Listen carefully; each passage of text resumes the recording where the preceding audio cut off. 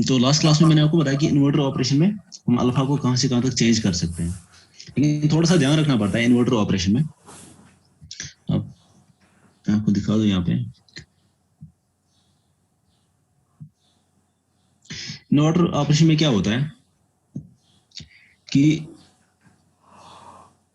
ये हमारा पाई होता है, हाफ टाइम पीरियड, ये पाई होगा। तो आप मुझे बताओ इन्वर्टर ऑपरेशन में आप अल्फा को कहां से कहां तक चेंज करते हो? Alpha should be greater than 90। In case of inverter operation alpha को हम 90 से ज्यादा रखते हैं, तभी हम इन्वर्टर ऑपरेशन अचीव कर सकते हैं। ठीक है जी। अब इसमें अल्फा को अगर हम 90 से ज्यादा रखेंगे और कहां तक हम इसको बढ़ा पाएंगे, कहां तक इसको मैक्सिमम कहां तक अल्फा हम रख सकते हैं, तो वो चीज आपको देखना है। यहाँ पे एक दो पॉइंट्स हम डिफाइन करते हैं in case of inverter operation. आप देख लीजिए यहाँ पे, मान लीजिए हमारे हमारे पास 1 एंड ऊपर 1 कंडक्ट करा, नीचे से 5 कंडक्ट करा है फॉर एग्जांपल। तो आपने अल्फा, आपका अल्फा यहाँ तक है फॉर एग्जांपल, अल्फा हमारे यहाँ तक, हमने यहाँ पे हमने फायर किया है, इस पॉइंट पे हमने फायर किया in case of inverter operation, क्योंकि ग्रेटर देन 90 होना चाहिए। तो इस पॉइंट पे हमने फायर किया, तो इस पॉइंट पे क्या होगा, कम्यूटेशन होगा from one thyristor to another thyristor. Current का कम्यूटेशन होगा, transfer of current from one thyristor to another thyristor, commutation of current. ठीक है, तो यहाँ पे कम्यूटेशन ऑफ करंट हो जाएगा एक थायरिस्टर से नेक्स्ट थायरिस्टर में। तो यहाँ पे हम डिफाइन करते हैं, जब यहाँ पे हमने फायर किया नेक्स्ट थायरिस्टर को, वो थायरिस्टर कब तक कंडक्ट कर सकता है, तो उसको हम मेजर करते हैं इन टर्म्स ऑफ यू, या आप जो ओवरलैपिंग बोलते हो, ओवरलैप, क्योंकि कुछ टाइम के लिए ओवरलैप हो जाएगा दो थायरिस्टर में से करंट, जो आपने कल देखा due to this source inductance की वजह से क्या होता है कि दो थायरिस्टर्स एक साथ एक ही साइड से दो वॉल्व्स कनेक्ट करते हैं। ठीक है, तो उसे क्या दिक्कत आती है, आउटपुट वोल्टेज रिड्यूस हो जाती है। तो मेरे ख्याल से हमने वो कल डिस्कस किया। अब यहाँ पे एक पॉइंट हम डिफाइन करते हैं in case inverter operation, that is beta. Beta क्या होता है, बीटा हम मेजर करते हैं फ्रॉम पाई से बैकवर्ड की तरफ, इस डायरेक्शन में बीटा हम मेजर करते हैं, और बीटा हमेशा बराबर होता है, इसको बोलते हैं बीटा।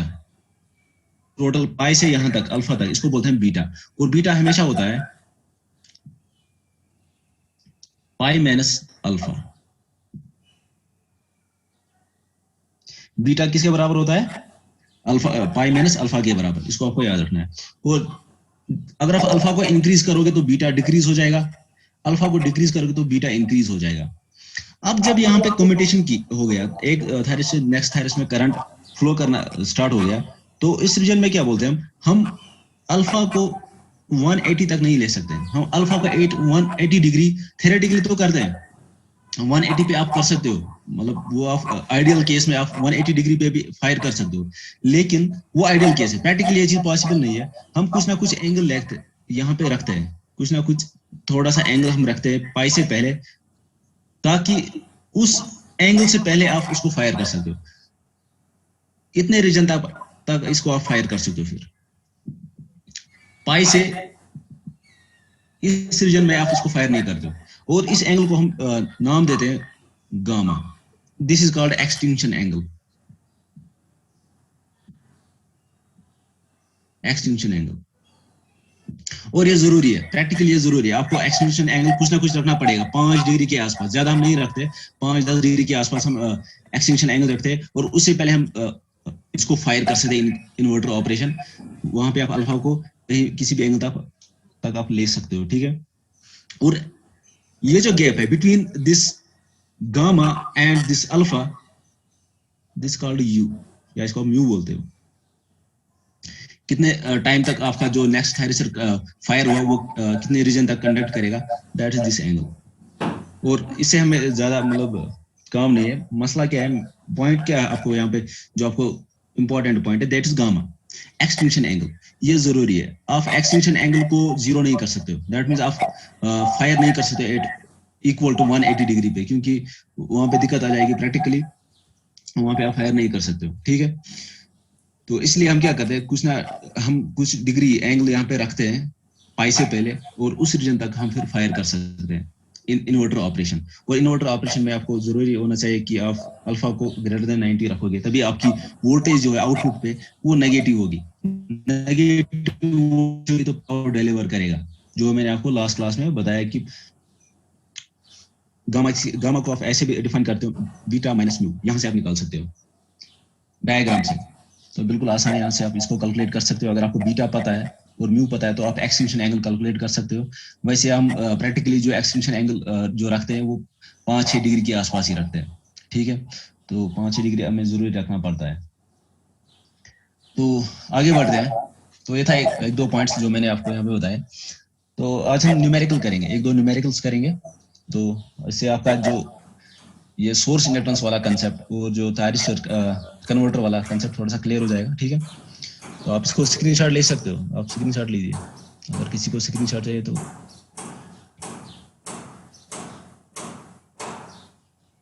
हाँ जी, मैं इसको रब करूं, आगे बढ़े।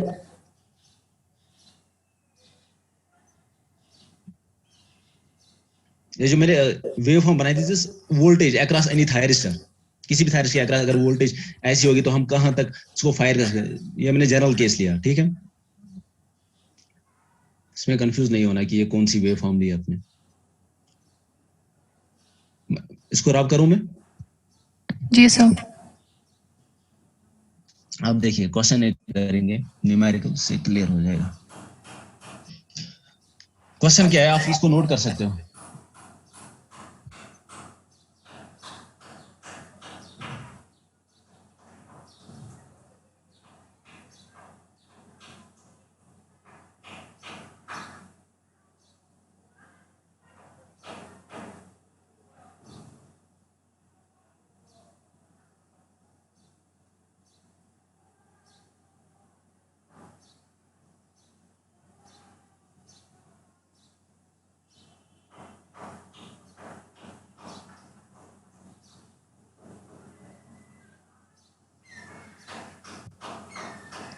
तो क्वेश्चन तो मेरे इस बोर्ड पे तो पूरा क्वेश्चन नहीं आएगा, तो लिखने बैठूंगा तो पूरा टाइम हो जाएगा और अपना बोर्ड सारा बोर्ड भर जाएगा, तो हम क्वेश्चन भी पूरा नहीं लिख पाएंगे बोर्ड पे, तो फिर आंसर की तो बात ही नहीं। तो आप एक काम कर लो, आप क्वेश्चन लिख लो, मैं आपको लिखवाता हूँ, ठीक है।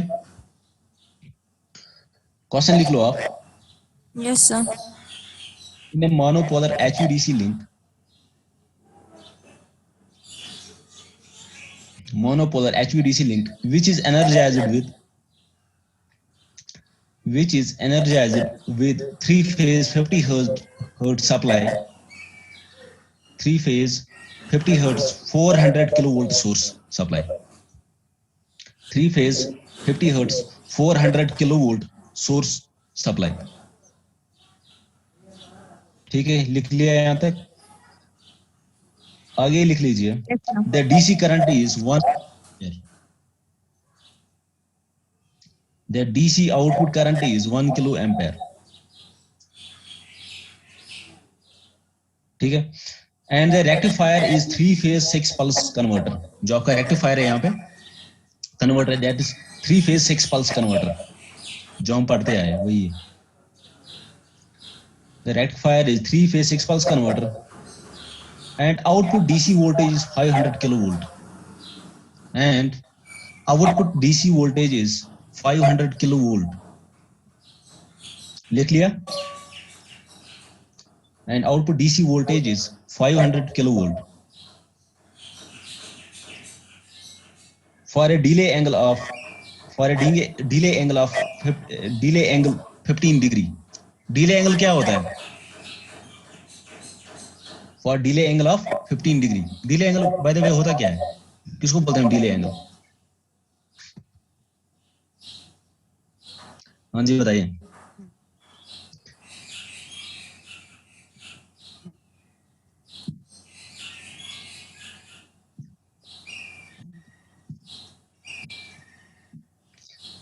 बताइए डिले एंगल क्या होता है, किसको बोलते हैं हम डिले एंगल?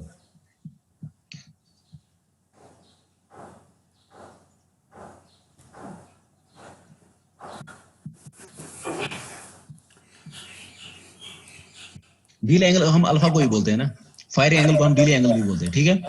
तो इसमें कंफ्यूज नहीं होना है, क्योंकि हम करते हैं ना डिले, हम जो फायर करते हैं कुछ एंगल के बाद तो हम उसको डिले भी बोलते हैं। डिले एंगल की कई बार कुछ बुक्स में लिखा होता है। DC current is 1 kilo ampere and 3 phase 6 pulse converter, 6 pulse converter। तो आपकी डीसी आउटपुट वोल्टेज कितनी है, वीडी, वीडी या वी आउटपुट जो भी आप बोलो, दैट इज 500 किलो वोल्ट, ठीक है। For a delay angle of alpha is 15 degree. यहां तक सबने लिख लिया। अब क्वेश्चन लिख लो। क्वेश्चन क्या है, find commutation resistance, A part, find commutation resistance RC. अभी आप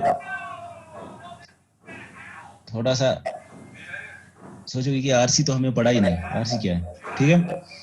find commutation resistance A part लिख लिया, हाँ जी बताइए फुरकान। Yes, sir. तो पहला पार्ट क्या है, find commutation resistance. B part क्या है हमारा, B part is find commutation angle mu, find commutation angle, तो उसको मैं शॉर्ट फॉर्म में लिखता है, म्यू को कैलकुलेट करना है, म्यू कम्यूटेशन एंगल, राइट। जो सी पार्ट है, if AC voltage is reduced to 200 kilo volt, लिख लीजिए सी पार्ट, इसमें थोड़ा सा लिखना पड़ेगा, एक दो lines. If AC voltage is reduced to 200 kilo volt,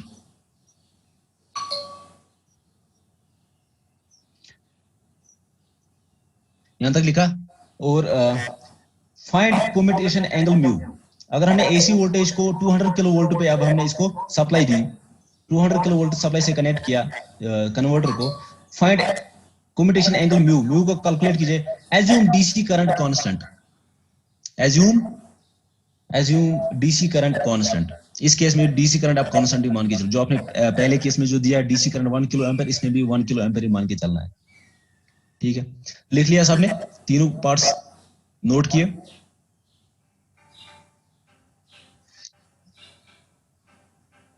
हाँ जी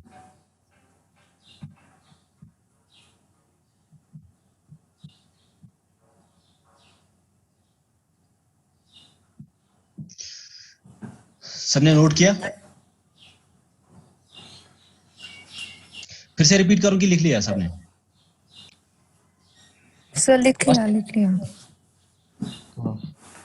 साथ साथ बताया करो। अब कैसे इसको सॉल्व करें? क्वेश्चन आसान है, बिल्कुल भी मुश्किल नहीं है, बस आपको पता होना चाहिए एवरेज डीसी आउट वोल्टेज इनके साथ थ्री फेज कन्वर्टर क्या है, वो आपको पता होना चाहिए, जो हमने बार बार कैलकुलेट किया है, ठीक है।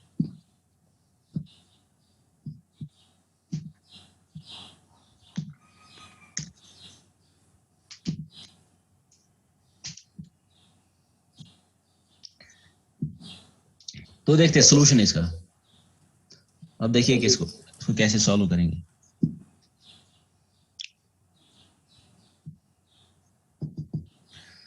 पहले आप मुझे बताओ हमें क्या दिया है, हमें एसी सप्लाई वोल्टेज दी है, हमें डीसी आउटपुट वोल्टेज भी दिया है, डीसी करंट भी दिया है, अल्फा भी दिया है, और हमें क्या कैलकुलेट करना है, म्यू, या पहले हमें पहले पार्ट में क्या कैलकुलेट करना है, आरसी कम्यूटेशन रेजिस्टेंस। तो कम्यूटेशन रेजिस्टेंस आपके मन में क्वेश्चन आएगा कि हमने कम्यूटेशन रेजिस्टेंस तो पढ़ी नहीं, लेकिन आपने जो इफेक्ट ऑफ सोर्स इंडक्टेंस जो आपने पढ़ा उसमें आपने क्या कैलकुलेट किया, उसमें जो वोल्टेज का ड्रॉप आता है, किस में आता है वोल्टेज का ड्रॉप? हाँ जी, इंडक्टिव रिएक्टेंस में। तो इंडक्टिव रिएक्टेंस बेसिकली आरसी किसके बराबर है, इसने यहाँ पे नाम लिया है इसका, इसके कम्यूटेशन रेजिस्टेंस। तो कम्यूटेशन कुछ नहीं होता है, ये इंडक्टिव रिएक्टेंस जो होती है वो क्या होती थी हमारे पास, एक्सएल। हाँ जी बताइए वो क्या था हमारे पास, डिवाइडेड पाई बाय 3, तो 3 ऊपर आएगा डिवाइडेड पाई। तो ये हमारे पास जिसको आपने वहां पे नोट किया बाय ओमेगा एल से, ओमेगा एल एस, याद आया कुछ, सोर्स इंडक्टेंस, और सोर्स इंडक्टेंस की वजह से वहां पे ड्रॉप आता है वोल्टेज में, वही चीज इसको इसने यहाँ पे नाम दिया है कम्यूटेशन रेजिस्टेंस। समझ आया ये चीज, कम्यूटेशन रेजिस्टेंस क्या है, it is 3 XL by pi, ठीक है। तो बेसिकली आपको आरसी कैलकुलेट करना है, आरसी क्या कैलकुलेट, आपको एक्सएल कैलकुलेट करना है, तो वहां से फिर आप आरसी कैलकुलेट कर सकते हो, ठीक है। इसी इंडक्टिव रिएक्टेंस को इसने, जिसमें वो वोल्टेज ड्रॉप आता है, उसको यहाँ पे इसने कम्यूटेशन रेजिस्टेंस से इसको मेंशन किया। तो बताइए इसको कैसे कैलकुलेट करें, और कोई आइडिया है तो बताइए। जो हमारे पास गिवन है और जो हमें निकालना है, इनके बीच रिलेशन अगर आपको पता चल गई तो आप ये कैलकुलेट कर सकते हो आराम से। आप मुझे बताओ डीसी आउटपुट वोल्टेज क्या होती थी हमारी in case of three phase converter when considering effect of source inductance. बताइए क्या होती थी we output DC output voltage. आप नोट्स देख सकते हो जो आपके पास स्क्रीनशॉट्स लिए थे, शायद आपने नोट्स भी बनाए होंगे कुछ स्टूडेंट्स ने। हाँ जी बताइए। 3 root 3 Vm by pi cos alpha minus 3 times omega ls I naught by pi. 3√3 Vm by pi cos alpha minus एक ड्रॉप आता था इलेक्ट्रो रिएक्टेंस जिसको आप 3 यहाँ times. पे आरसी से मेंशन करो, आरसी इंटू आईडी या आई नॉट, ठीक है। तो आरसी किसके बराबर हुआ मैंने आपको बताया वो 3 XL बाई पाई, और एक्सएल क्या होता है ओमेगा एल एस, तो वही चीज है, ठीक है। तो ये हमारे पास फॉर्मूला होती है output average voltage in case of three phase converter when considering the source effect of source inductance. Basically उसी पे क्वेश्चन है। अब यहाँ पे मुझे बताओ आउटपुट वोल्टेज डीसी वोल्टेज भी पता है हमें, ये वीएम भी पता है, अल्फा भी पता है, आई नॉट भी पता है, तो आरसी कैलकुलेट कर सकते हैं। आसान है ये चीज। अब आप मुझे पहले बताओ आउटपुट वोल्टेज तो चलो डीसी वोल्टेज हमें दी है 500 किलो वोल्ट, इसमें कोई दिक्कत नहीं है, लेकिन वीएम क्या है, व्हाट इज वीएम। जो ऊपर आपको क्वेश्चन में दिया है सोर्स वोल्टेज वो 400 किलो वोल्ट दिया है, वो मुझे बताओ कौन सी वोल्टेज है वो। इसमें कुछ मेंशन नहीं किया है, क्वेश्चन में मेंशन नहीं किया फेज वोल्टेज है कि या आरएमएस वोल्टेज है कि मैक्स पीक वोल्टेज है, तो हम क्या लेके चलेंगे इसको आरएमएस वोल्टेज। तो वी आरएमएस आपको दिया है 400 किलो वोल्ट, जब कुछ नहीं दिया होगा तो आप उसको आरएमएस मान के चला करो, ठीक है। कहीं पे भी पावर सिस्टम जो भी आप सब्जेक्ट पढ़ते हो जब दिया नहीं होगा तो आप उसको आरएमएस लेके चलना होता है। तो वी आरएमएस आपको दिया है, और ये मुझे बताइए ये कौन सी आरएमएस वोल्टेज है, या लाइन टू लाइन वोल्टेज या फेज वोल्टेज है, बताइए। It's line voltage. Line voltage का आरएमएस वैल्यू आपको दिया है 400 किलो वोल्ट, और हमें यहाँ पे वीएम क्या होता है, ये फेज वोल्टेज होती है, तो इसको हम कैसे कैलकुलेट, और उसका maximum value VM is max value of the phase voltage, तो इसको हम क्या कैलकुलेट करें फिर यहाँ से। हमें हमारे पास तो लाइन वोल्टेज दी है वो भी आरएमएस, तो हमें क्या निकालना है वीएम, और वीएम क्या होता है phase maximum voltage of the phase, तो इसको कैसे कैलकुलेट करें। तो आप मुझे बताओ ये चूंकि आरएमएस है तो आरएमएस से मैक्सिमम कैसे निकालते हैं हम, वी लाइन वोल्टेज लेकिन मैक्सिमम कैसे कैलकुलेट करेंगे। तो इसको जब हम आरएमएस निकालते डिवाइड करते बाय √2, राइट। ये जो 400 किलो वोल्ट है ये आरएमएस वोल्टेज है, दैट मीन इसको √2 से पहले ही डिवाइड किया हुआ है, तो इसको जब हम फिर से मैक्सिमम में कन्वर्ट करेंगे तो इसको √2 से मल्टीप्लाई करो, √2 इंटू 400 किलो वोल्ट। ये आपकी लाइन वोल्टेज आ गई, लेकिन maximum line voltage √2 into 400 kilo volt. अब हमें लेकिन चाहिए हमें क्या चाहिए वीएम, और वीएम क्या है, VM is maximum phase voltage, यहाँ पे लाइन वोल्टेज, तो फेज वोल्टेज हमें चाहिए, तो फेज वोल्टेज कैसे निकाले लाइन वोल्टेज से।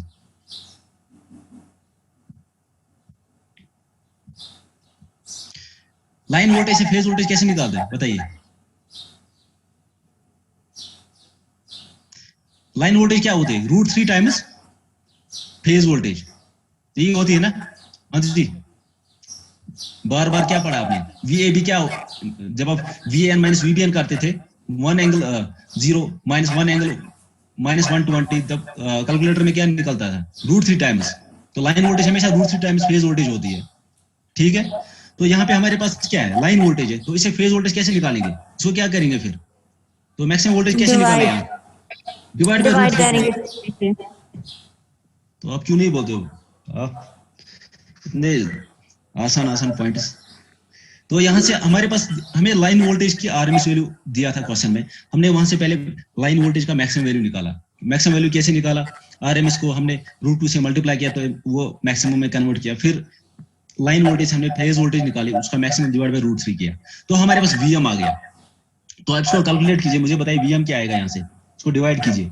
वैसे डिवाइड नहीं करना है, इसको हम यहाँ पे पुट करेंगे तो कैंसिल आउट हो जाएगा मेरे ख्याल से कुछ वैल्यूज, तो पहले इसको सिंप्लीफाई नहीं करा, तो हमारे पास वीएम आ गया। वीएम आया हमारे पास √2 multiplied by 400 kilo volt divide by √3, तो वीएम भी आ गया, और वी नॉट भी हमें दिया गया है क्वेश्चन में 500 किलो वोल्ट डीसी आउटपुट, और अल्फा भी पता है, आई नॉट भी पता है, तो आरसी निकाल सकते हैं। तो कैसे निकालें, इसको पुट करिए यहाँ पे, V naught की जगह 500 kilovolt is equal to 3 root 3 3 into root 3 divided by pi into Vm क्या है root 2 into 400 kilovolt divided by root 3 into cos alpha. Alpha क्या है delay angle 15 degree, alpha 15 degree minus R C जो कि calculate करना है into I not क्या है डीसी आउटपुट करंट, वो कितना है 1 किलो एम्पेयर, तो 1 से मल्टीप्लाई करो। तो यहां से आप मुझे बताओ आरसी क्या आएगा। हाँ जी, इसको मैं रब करूंगा यहाँ पे, बताइए आरसी क्या आएगा यहाँ से।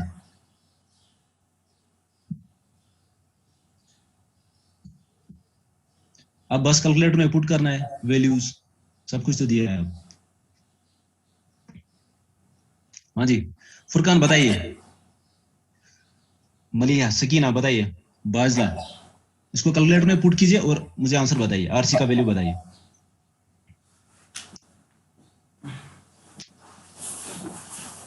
यहाँ पे रूट थ्री कैंसिल हो जाएगा, ठीक है। 3 into root 2 into 400 divided by cos 15 degree minus RC into 1, तो वो आरसी रहेगा किलो वोल्ट, वहां पे भी किलो वोल्ट में, यहाँ पे किलो एम्पेयर, तो किलो ये तो कैंसिल हो जाएगा, थाउजेंड कैंसिल हो जाएगा। तो यहाँ से आप आरसी बताइए क्या आएगा। हाँ जी, किया किसी ने कैलकुलेट, किसने आरसी का वैल्यू निकाला।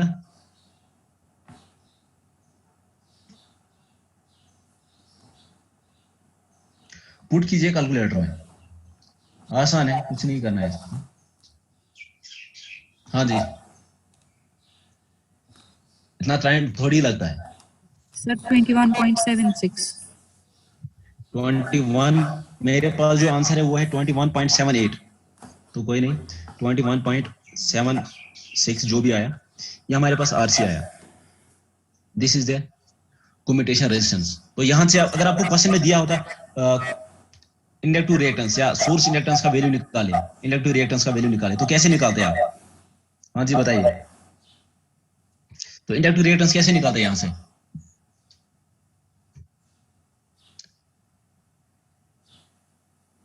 तो आपको पता है आरसी किसके बराबर होता है, 3XL डिवाइड बाई पाई। तो यहाँ से एक्सएल निकालिए, आरसी आपको आपके पास आ गया, तो यहाँ से आप एक्सएल भी कैलकुलेट कर सकते हो, ठीक है। तो क्वेश्चन में जो भी दिया है, आरसी दिया होगा, कम्यूटेशन रेजिस्टेंस या इंडक्टिव रेजिस्टेंस, तो आप कैलकुलेट कर सकते हो यहाँ से। समझ आया ये चीज, बिल्कुल आसान था। अब नेक्स्ट पार्ट है, तो कम्यूटेशन ए पार्ट हमारा हो गया। अगर आप इसको स्क्रीनशॉट लेना चाहोगे तो आप स्क्रीनशॉट ले लो एक बार, अगर आपने साथ साथ नोट किया है तो फिर ठीक है।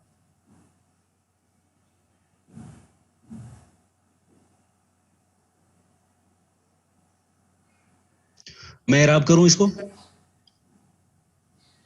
Yes sir. हाँ जी, बाकी मैं रब कर रहा हूं इस चीज को। तो आरसी हमारे पास आया। अब नेक्स्ट पार्ट क्या है, नेक्स्ट पार्ट में क्या कैलकुलेट करना है। ये पार्ट हमारा कंप्लीट हो गया, नेक्स्ट पार्ट क्या है, म्यू कैलकुलेट करना, कैलकुलेट करना है। तो म्यू को कैसे कैलकुलेट करें बताइए।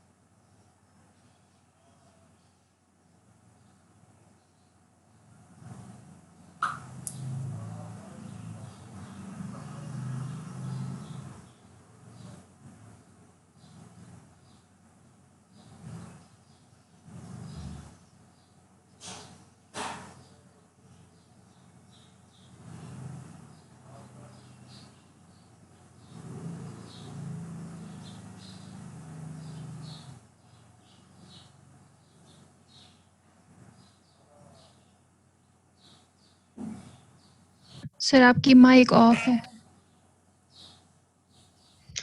तो लास्ट टाइम हमने ये यहाँ पे कौन सी फॉर्मूला यूज करेंगे? वही फॉर्मूला यूज करेंगे जिसमें म्यू इंक्लूड होगा, जिसमें म्यू हमने यूज किया है। तो लास्ट क्लास में मैंने आपको डिराइव किया है ये फॉर्मूला, जिसमें म्यू भी इंक्लूड हुआ था। वो effective due to source inductance की वजह से जो हमने आउटपुट वोल्टेज निकाली थी कन्वर्टर के आउटपुट पे, डीसी आउटपुट वोल्टेज, तो वहां पे म्यू भी आया था। तो वही फॉर्मूला यूज करेंगे। तो वो क्या थी फॉर्मूला? 3√3 Vm/2 पाई, ब्रैकेट में क्या था हमारे पास? कॉस अल्फा माइनस, नहीं प्लस था शायद, plus cos of alpha plus mu, bracket close. यही था, यही आई थी हमारे पास फॉर्मूला लास्ट टाइम। हाँ जी बताइए। सर माइनस था वहाँ पे, cos alpha minus cos of alpha plus mu. यहाँ पे माइनस है बीच में। यस सर वहाँ पे। ठीक है, आप ये देख लेना एक बार। यहाँ पे माइनस है कि प्लस? मेरे सर ख्याल से वहाँ पे प्लस है। पाई भी नहीं था, √3/2 था खाली। अच्छा, पाई नहीं था यहाँ पे? सर नहीं, √3 भी नहीं था, √3/2 Vm cos of alpha minus cos of alpha plus mu. एक बार आप क्रॉस चेक कर लो, पहले आप देख लो। सर देखा हो सर। शक है, मुझे यहाँ पे शक हो रहा है इस फॉर्मूला पे। हमने लास्ट टाइम जो फॉर्मूला डिराइव की थी, मेरे पास तो नोट्स है नहीं शायद, अब देख लो एक बार। हाँ जी देखिए क्या थी फॉर्मूला। हाँ जी बताइए। मैं इसको रॉक करता, क्या थी फॉर्मूला? सर वहाँ पे V नॉट नहीं था, वहाँ पे ओमेगा LS I नॉट, हाँ वो तो V वोल्टेज होता है ना, is equal to √3/2 Vm into cos of output voltage alpha. की फॉर्मूला बताइए। सर यही थी ना, वोल्टेज होती ना omega LS into I nought. जब हम इसको माइनस करेंगे टोटल वोल्टेज सोर्स वोल्टेज में, तो हमारे पास रिजल्टेंट वोल्टेज क्या आई थी? वो हमने omega LS I not A mu निकाला था वहां से, राइट? हाँ यस सर। सर एवरेज ये आपने बोला था कि वोल्टेज ड्रॉप ही रिप्रेजेंट करता है। एवरेज वोल्टेज ड्रॉप हमने निकाला था ना A म्यू। यस जब हम सर। A कैलकुलेट करेंगे ना, फिर डीसी आउटपुट वोल्टेज में, डीसी आउटपुट वोल्टेज हमारे पास क्या होती है? 3√3 Vm/पाई कॉस अल्फा। ये हमारे पास वोल्टेज होती है, और इसमें माइनस करेंगे हम ड्रॉप, तो वो ड्रॉप कितना था हमारे पास? 3 omega LS I not divide by पाई। नहीं ये नहीं, जो राइट साइड में क्या आया था, क्योंकि जिसमें म्यू आएगा वही वाला पार्ट, क्योंकि वो इक्वल था, है ना? सर कहाँ पे? देख लो एक बार। cos alpha plus mu. देख लो आपको। हाँ जी बताइए क्या आया था? मेगा LS I नॉट क्या आया था? ऊपर देखिए, A म्यू नहीं पता ना, ऊपर जो आया था LS I नॉट के बराबर आया था। यस सर वह क्या सही बोल रही √3/2 √3/2 Vm into cos of alpha cos of alpha minus cos of alpha plus mu. Alpha plus mu, ठीक है। तो ये हमारे पास आउटपुट डीसी वोल्टेज है। जब हमने इसको यहाँ से ड्रॉप इसमें सब्ट्रैक्ट किया, तो आप इसी फॉर्मूला में आप पुट कीजिए। आपके पास V नॉट भी दिया है, तो Vm तो अभी हमने कैलकुलेट किया, मैक्सिमम अल्फा भी दिया है, तो यहाँ से आप म्यू कैलकुलेट कर सकते हो। अल्फा आपको पता है 15 डिग्री, तो आसान है मेरे ख्याल से। यहाँ से आप कैलकुलेट कर सकते हो ये चीज अब, कि फिर से इसको सॉल्व करें। हाँ जी बताइए। सर आप बस आंसर बोले, फिर हमें बाद में सॉल्व कर लेंगे। आंसर तो मेरे पास है नहीं शायद इसका, आप देख लो क्या आएगा आंसर। फिर कोई बात नहीं, फिर हम खुद कैलकुलेट करेंगे। तो इसमें आप एक बार पुट कीजिए, ये हमारे पास फॉर्मूला है। तो यहाँ से आप √3 यहाँ से आप कॉमन निकालिए। V नॉट किसके बराबर आएगा? यहाँ से √3 Vm कॉमन आएगा, √3 Vm। जब हम इसको कॉमन निकालेंगे तो अंदर क्या बचेगा? 3/पाई कॉस अल्फा माइनस 1/2 ब्रैकेट में cos alpha minus cos of alpha plus mu. तो वीएम आपको पता है, वीएम अभी हमने कैलकुलेट किया, वीएम क्या आया था हमारे पास, वीएम आया था मेरे ख्याल से √2 into 400 kilo volt divide by √3 आया था, यहाँ पे डिवाइड बाय यहाँ पे √2 आया था। हमने पहले इसको लाइन वोल्टेज में इसका आरएमएस वैल्यू को मैक्सिमम में कन्वर्ट किया, फिर हमने यहाँ से फेज वोल्टेज निकाला, ठीक है। वो आया था हमारे पास √2 इंटू 400 डिवाइड बाय √3, ये हमारे पास वीएम आया था। तो इसको आप यूज करिए, यहाँ पे वीएम की जगह पुट कीजिए, और वी नॉट आपके पास 500 किलो वोल्ट है, अल्फा इज 15 डिग्री, तो यहाँ से आपका म्यू आएगा। तो आप कर लो, मुझे आंसर बताओ कितना आएगा, एक बार सॉल्व करो।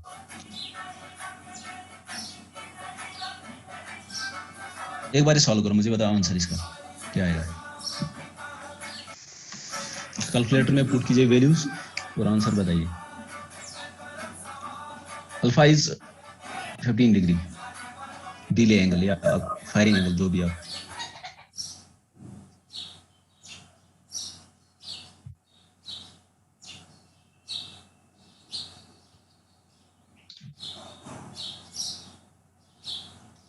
एक बार कैलकुलेट कीजिए, मुझे आंसर बताइए क्या आएगा, क्योंकि मेरे पास अभी यहाँ पे कैलकुलेटर है नहीं।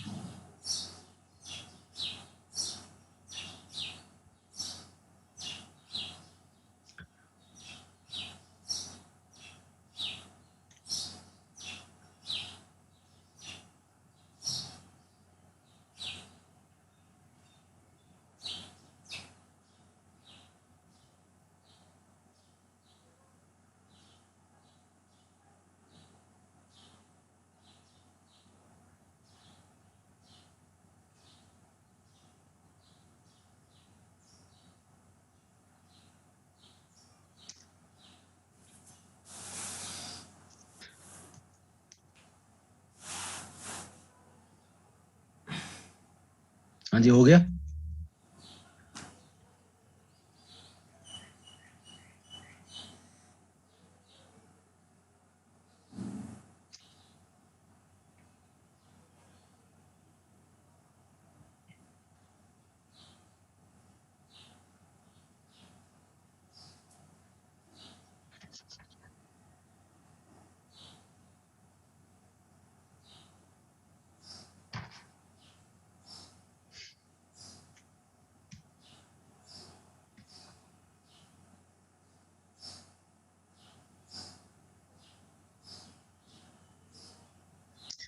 किसी का आया आंसर बताइए।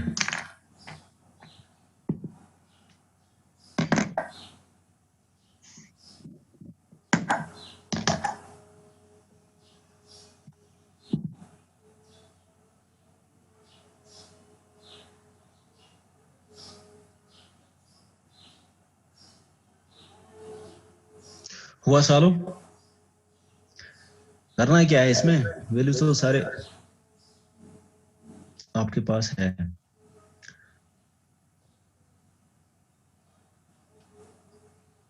V naught is 500 kilovolt DC output.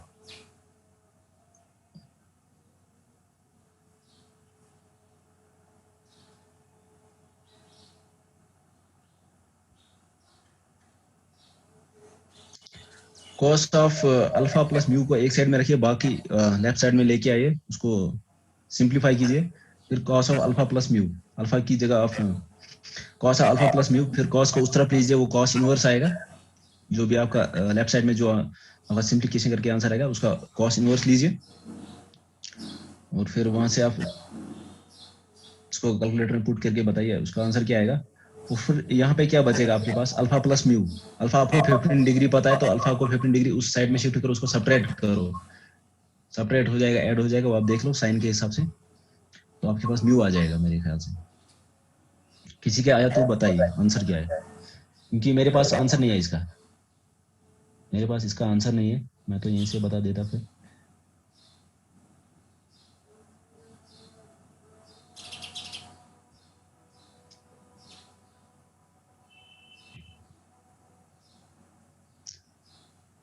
बाजिला,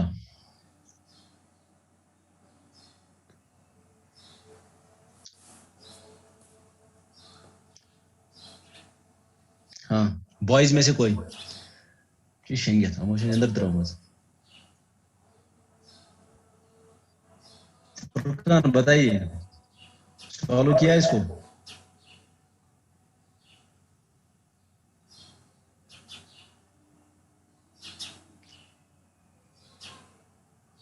add separate सुना था करो, इसमें करना क्या है?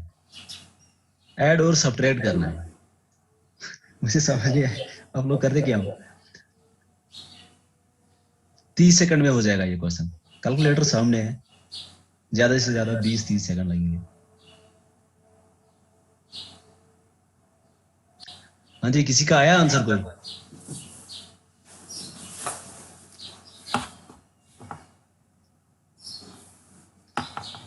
पहले आप ये कैलकुलेट करो ना, यहाँ पे आप ये कैलकुलेट करो 3√3 Vm by pi cos alpha, इसको कैलकुलेट कीजिए,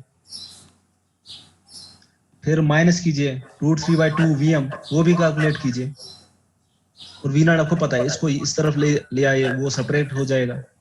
करना क्या है इसमें मुझे बताओ, मुश्किल है ये? करवा दूं क्या ऐड सेपरेट?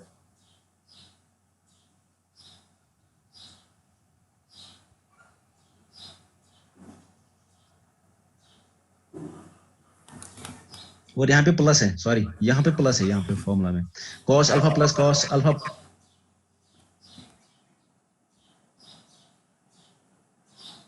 हाँ जी, हुआ किसी का सॉल्व?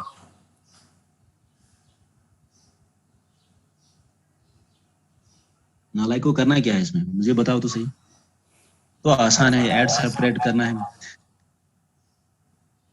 कहाँ से आता था आपको?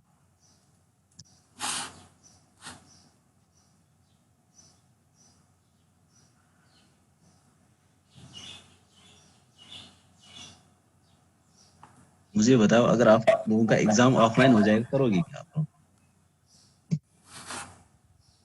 मैं सॉल्व कर लूँ इसको, सॉल्व कर लूँ मैं एक बार इसको, ठीक है? लेकिन मुझे वैल्यूज बता देना साथ साथ। करना क्या है यार, मैं हैरान होता हूँ आप लोग। देख लो करना क्या है, आसान है। V0 को इस तरह, पहले इसको सिंप्लीफाई कीजिए, यहीं पे वैल्यूज पढ़ने, वैल्यूज पुट करने की जरूरत नहीं है, पहले ही वैल्यूज पुट। V0 माइनस कीजिए यहाँ पे, इस तरफ जब आएगी, क्या हो गया मार्क, V0 माइनस,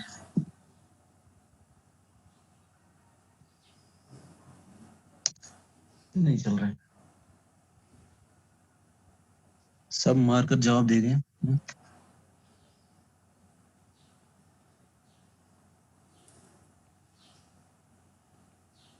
V0 इसको इस तरफ लेके आइए, 3√3 Vm बाय पाई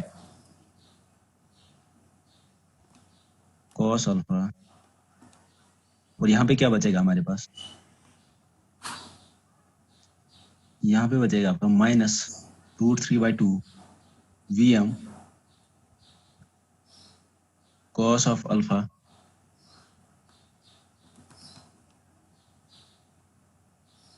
प्लस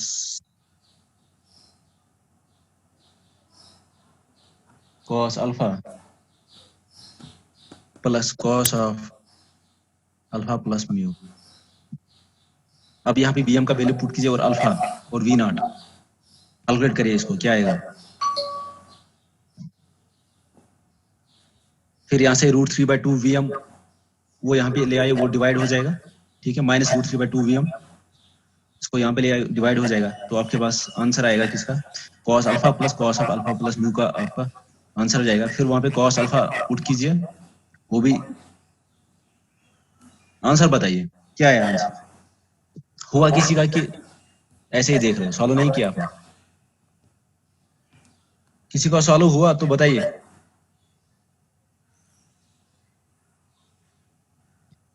चलो बाद में सॉल्व कर लेना, ठीक है? वैल्यूज आपके सामने है, वो जो ये टेबल 2 टेबल 3 टेबल वो जो तो बेकर जो ऐड सब्ट्रैक्ट और मुझे आंसर ग्रुप में पेस्ट करना, ठीक है। ग्रुप में आंसर जिसका सॉल्व हो जाएगा वो ग्रुप में आंसर डालना बाद में। तो सी पार्ट, अब हम सी पार्ट कैलकुलेट करते हैं, क्योंकि ये तो ऐड सब्ट्रैक्ट कम से कम आना चाहिए सी पार्ट। अब सी पार्ट का बताइए, सी पार्ट कैसे सॉल्व करें, कैलकुलेट क्या करना है सी पार्ट में? हाँ जी बताइए, सी पार्ट में हमें क्या कैलकुलेट करना है? क्वेश्चन बताइए सी पार्ट। म्यू कैलकुलेट करना है, अगर उस टाइम पे AC is reduced to AC voltage is reduced to 200 kilovolt. When AC voltage is reduced to 200 kilovolt, find commutation angle mu. Assume DC current constant. ठीक है, आसान है, कुछ नहीं करना इसमें। अब इसमें थोड़ा सा आपको ये देख लेना पड़ेगा कि आपके पास RC आपके पास ऑलरेडी है, RC भी कैलकुलेट किया है पहले ही 2.76, वही यूज करना है यहाँ पे, RC सेम रहेगा, ठीक है। तो V0 सी पार्ट का आंसर सोल्यूशन मैं यहाँ पे दिखा रहा हूँ। V0 is equal 3√3 Vm by pi cos alpha minus RC into ID. ID is the DC current, right?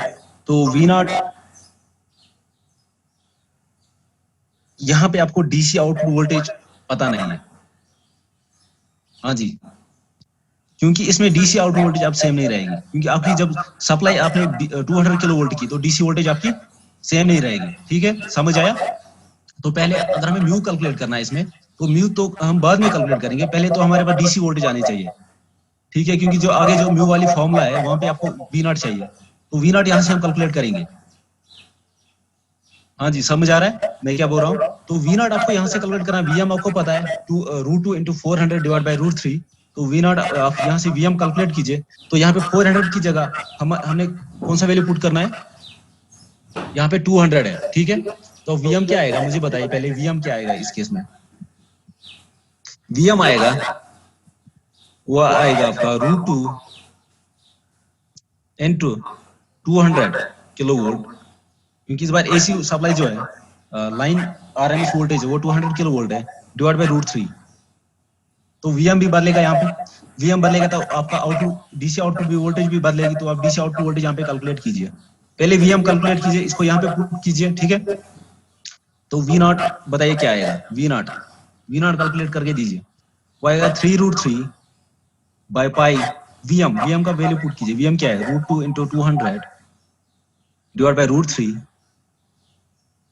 cos alpha, और अल्फा क्या है 15 डिग्री डी लेंगे, minus RC into ID, RC क्या है आपका जो आपने पहले वाले पार्ट में कैलकुलेट किया 2.76, राइट, यहाँ तक क्लियर है?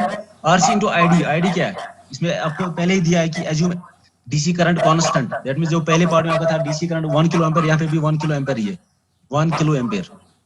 सर RC कहाँ आएगा 2.76, क्योंकि हमने जो पिछले में ये ना पहले वाले पार्ट में RC कैलकुलेट किया था, तब हमने Vm लिया था ना 400, अभी Vm चेंज हो रहा है ना 200। अच्छा, आप मुझे बोल रहे कि पहले पार्ट में हमने जो कैलकुलेट किया RC, तो RC क्या है हमारे पास? उस टाइम पे 2.76 आया था, मगर उस टाइम पे जो हमने फॉर्मूला में Vm का वैल्यू डाला था हमने 400 डाला था ना, अभी Vm ही चेंज हो रहा है ना 200, तो RC भी चेंज होगा ना। If AC voltage is reduced to 200, find commutation angle mu, assume DC current constant।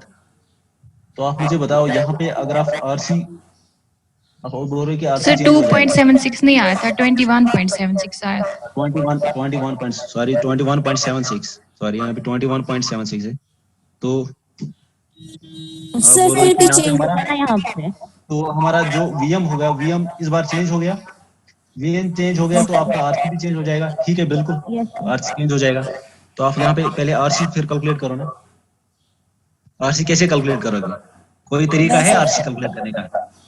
इस टाइम तो V0 भी नहीं है हमारे पास अभी, बताइए क्या करोगे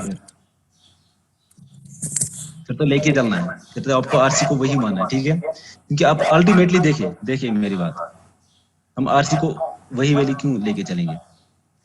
RC is purely dimensional quantity होती है, जैसे आपकी किसी मतलब हमारे पास जब आप लोड कनेक्ट करते हो, लोड की अपनी रेजिस्टेंस होती है, तो आप मुझे बताओ रेजिस्टेंस चेंज होती है करंट या वोल्टेज के हिसाब से? ओम्स लॉ पढ़ते हो आप लोग? यस सर, आज हम जब VM करंट और वोल्टेज वोल्टेज सुनो मेरी बात।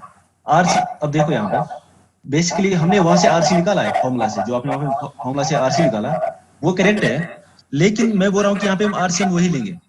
क्यों लेंगे आरसी? क्योंकि और कोई तो चारा नहीं है, फिर तो आप कैसे सॉल्व करोगे?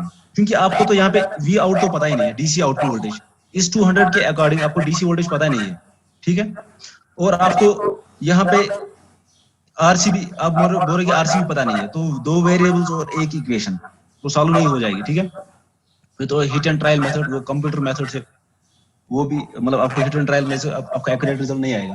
तो यहाँ से आप और कोई तरीका नहीं है, आप अगर है कोई आपके पास कोई तरीका तो सॉल्व बताइए। और इसके लिए मैं आपको ये जस्टिफिकेशन दे रहा हूँ कि जो आरसी होती है, चाहे वो इंडक्टिव रिएक्टेंस या रेजिस्टेंस होगी, वो प्योरली डायमेंशनल क्वांटिटी होती है। जो इसका वैल्यू होगा वो वोल्टेज के हिसाब से फिर चेंज नहीं होता है। असल में क्या होता है, यहाँ पे क्या होगा, यहाँ पे वोल्टेज और करंट, अब देखो यहाँ पे असल में यहाँ पे करंट 1 किलो एम्पेयर जो है ना, ये भी अलग, ये भी मतलब 1 किलो एम्पेयर नहीं रहेगा, क्योंकि अगर हम आरसी को यहाँ पे वेरिएबल लेंगे, आरसी को पहला वाला वैल्यू हम यहाँ पे कंसीडर नहीं करेंगे, तो इस हिसाब से करंट भी चेंज होना चाहिए according to the resistance. Definition of resistance, resistance क्या कहते हैं, ओम्स लॉ क्या बोलता है? ओम्स लॉ बोलता है कि करंट और वोल्टेज ऐसे खुद को एडजस्ट करते हैं ताकि उसका जो वैल्यू आता है वो रेजिस्टेंस के बराबर आता है।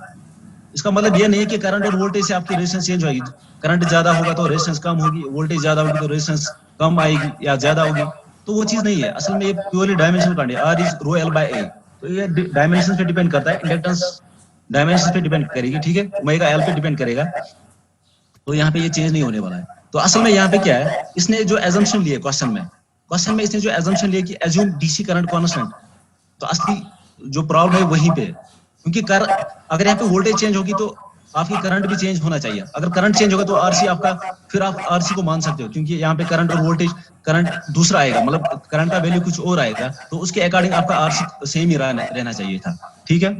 मेरी बात समझ आ रही है मैं क्या कह रहा हूँ यहाँ पे? यस तो वो चीज, तो यहाँ पे तो इसने तो पहले ही एज्यूम किया कि करंट को आप कांस्टेंट मान लो, या इस केस में जो आपका पहले करंट है वही आप यहाँ पे भी मान लो, तो आप इसमें हमारे पास और कोई चारा ही नहीं है, आपको आरसी जो वही लेना पड़ेगा, ठीक है?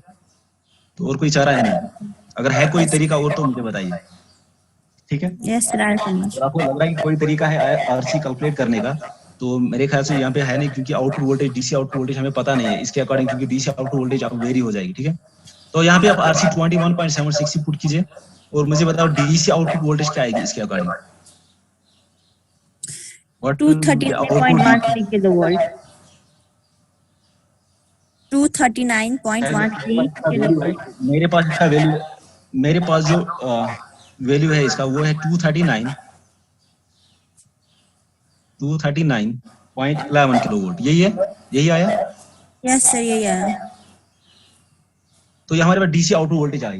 अब हमें क्या करना है, हमें निकालना है अल्टीमेटली हमारा सी पार्ट क्या है, हमें निकालना है म्यू इस एसी वोल्टेज के अकॉर्डिंग। तो वी आउटपुट तो हमारे पास आ गई डीसी आउटपुट वोल्टेज, तो यहाँ से आप क्या करो, अब म्यू की फॉर्मूला पुट करो जो अभी हमने यूज की, तो उसी फॉर्मूला में आप वी नॉट भी पुट करो और आपको अल्फा भी पता है, वहां से म्यू आ जाएगा, वीएम भी पता है, और इस बार आपका वीएम कौन सा है, √3 इंटू √2 इंटू 200 डिवाइड बाय √3, क्योंकि इस बार एसी वोल्टेज चेंज होगी तो आपका मैक्सिमम वी मैक्स चेंज हो जाएगा, ठीक है? कर सकते हो? Yes sir. नालायक लोग भी इसी टाइम फोन करते हैं, ठीक है? हो जाएगा अभी, अब इसको पुट करना है, हमारे पास क्या है फॉर्मूला, म्यू वाली फॉर्मूला, उसी में पुट करना है। वी आउटपुट हमारे पास आ गया, अब आप मुझे बताओ म्यू कैसे कैलकुलेट करें? तो म्यू के लिए हमारे पास फॉर्मूला क्या है, V out is equal to 3√3 VM by pi, यही होता था, cos अल्फा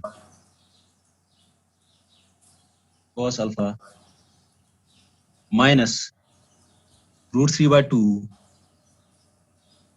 वीएम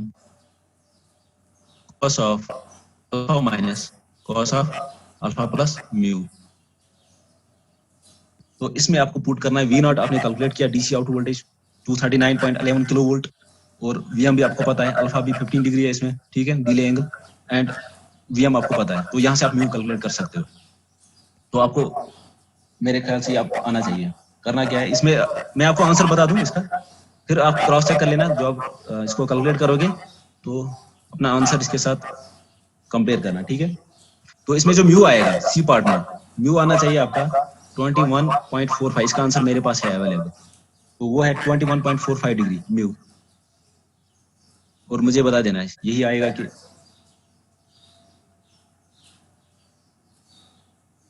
देख लेना एक बार। आपको वैसे आपको आंसर को क्या करना है, आंसर को क्या करना है, आंसर से कोई मतलब ही नहीं है। अगर आपको आपके पास फॉर्मूला है, वैल्यूज पुट करने हैं, तो जो आंसर आएगा तो वही होगा, ठीक ठीक है। इसमें क्या पता है कि इसमें क्योंकि मैंने शायद एक बार जो कैलकुलेट किया है, ठीक है। बताइए अब हो जाएगा ये पार्ट, म्यू निकलेगा अब answer. Yes V sir. Nought आपने कैलकुलेट किया, वीएम भी पता है, अल्फा भी पता है। हाँ जी, क्वेश्चन समझ आया कि तीनों क्वेश्चन हमने सॉल्व किए इसमें, ए पार्ट, बी पार्ट और सी पार्ट। अब ऐसे क्वेश्चन बन सकते हैं, अब मतलब कुछ क्वेश्चन ऐसे होंगे, आपको वहां पे दिया होगा बाइपोलर लिंक, इसमें हमें क्या दिया था, मोनोपोलर लिंक। तो बाइपोलर लिंक में आप मुझे बताओ वहां पे वोल्टेज क्या कंसीडर करोगे, वहां पे आपको अगर 500 किलो वोल्ट बाइपोलर लिंक दी होगी तो आप क्या कंसीडर करोगे वहां पे। अब मैं आपको बता रहा हूँ क्वेश्चन कैसा बन सकता है, इसमें डिफरेंट टाइप का क्वेश्चन भी बन सकता है। तो उसमें आप यहाँ पे मोनोपोलर दिया था, तो बाइपोलर में क्या होगा, वहां पे अगर आपको वहां पे दिया होगा plus minus 500 kilo volt DC output, ठीक है। तो आपको वहां पे कंसिडर करना पड़ेगा 500 प्लस 500 वोल्ट, 1000 किलो वोल्ट फिर आपको लेना पड़ेगा वहां पे, ठीक है। और आरसीबी वहां पे ट्वाइस हो जाएगा उस केस में, क्योंकि दो लिंक्स है, ठीक है। तो आपको वहां पे आरसीबी डबल हो जाएगा। तो वो तो एक डिफरेंट क्वेश्चन बन सकता है ऐसे। तो असल में ये क्वेश्चन सबको समझ आया, बताइए समझ आया कैसे किया हमने इसको, आरसी कैसे कैलकुलेट किया, म्यू कैसे कैलकुलेट किया, ठीक है, क्लियर है यहाँ तक। और क्वेश्चन में अगर दिया होगा डिले एंगल, तो डिले एंगल बेसिकली अल्फा ही होता है, firing angle, it's also called delay angle, right, clear है। तो क्वेश्चन ऐसा भी बन सकता है, मैं आपको पहले बता रहा हूँ कि वैरायटीज ऑफ क्वेश्चंस क्या बन सकते हैं। आपको ए म्यू कैलकुलेट करना पड़ेगा, voltage drop due to inductance, source inductance, तो आपको वही formula omega L S I nought divide by pi into 3, ठीक है। तो ए म्यू आपको कैलकुलेट करना पड़ेगा, तो उसमें आपको दिया जाएगा करंट, आपका डीसी करंट ये है, इंडक्टेंस आपको 60 हर्ट्ज दिया होगा, तो वहां पे आपको ओमेगा कैलकुलेट करना पड़ेगा पहले, ठीक है। तो वो चीज है, आसान क्वेश्चन बनते हैं इस पे, तो ये तो मतलब मेरे ख्याल से सबसे मुश्किल क्वेश्चन यही है, और आपने देखा है कि क्या मुश्किल है, बिल्कुल आसान है, ठीक है। इससे ज्यादा मुश्किल क्वेश्चन बनेगा नहीं इसमें, ठीक है। यहाँ तक टाइम क्या है, मेरे ख्याल से क्लास का टाइम खत्म हो गया, यस सर।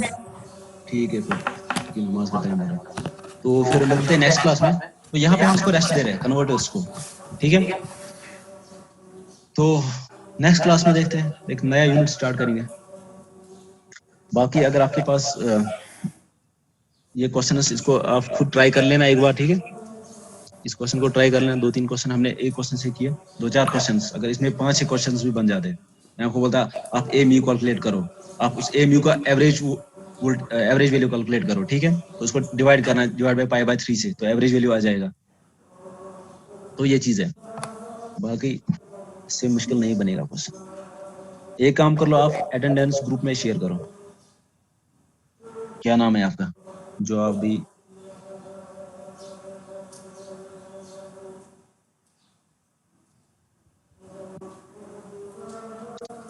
स्क्रीनशॉट लो अटेंडेंस का, उसको ग्रुप में शेयर करो।